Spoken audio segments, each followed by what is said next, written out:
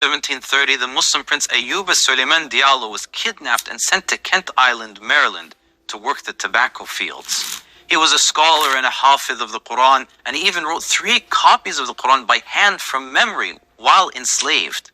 He was later sold to a wealthy lawyer in England and was given the Bible in Arabic to read, hoping that he would convert to Christianity.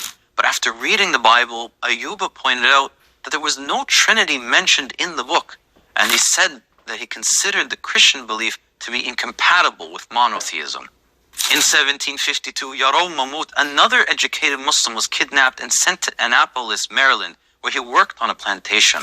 When the owner there learned that he could read and write, he was brought in to work as a personal servant, becoming a jack of all trades. Eventually, after 44 years of slavery, his master died and he was set free. He then saved up enough money to buy his son's freedom and later became a successful investor and entrepreneur. Even at an old age, he was known for praying frequently and never touched alcohol or pork. In 1788, Abdurrahman Ibrahim Asori, yet another Muslim prince and military commander, was shot and captured during a battle with another tribe before being sold as a slave and taken to Natchez, Mississippi. During his time in America, he feigned joining the Baptist church and married a Christian woman, but refused to participate in anything that went against Islamic teachings. Soon after, he managed to gain his freedom before eventually boarding a ship that was sending freed slaves back to Africa. And it was said that as soon as he got in sight of Africa, he stopped pretending to be a Christian and professed his full faith in Islam once more. And finally, in 1807, Umar ibn Sa'id was captured during a military conflict and sent to a cruel master in Charleston, South Carolina.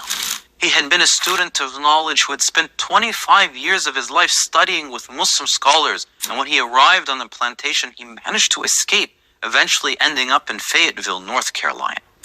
There, he was captured and put in prison before being sold to another plantation owner. He was then gifted a Bible in Arabic, and his owner thought that he might actually have converted to Christianity.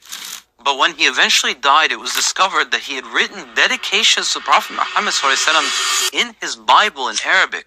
And on a card that was found, he had written Surah Al-Nasr, a surah which refers to the conversion of non-Muslims to Islam in multitudes.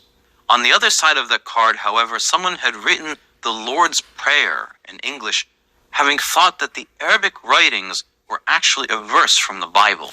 As it turns out, he had never actually left Islam after all. These are only a few stories we know of the potentially more than 100,000 stories of Muslim slaves that we don't know. Throughout the history of slavery in the US, Muslims had a profound influence on the plantations, owing to the fact that, generally speaking, the Muslims could read and write and were educated, while even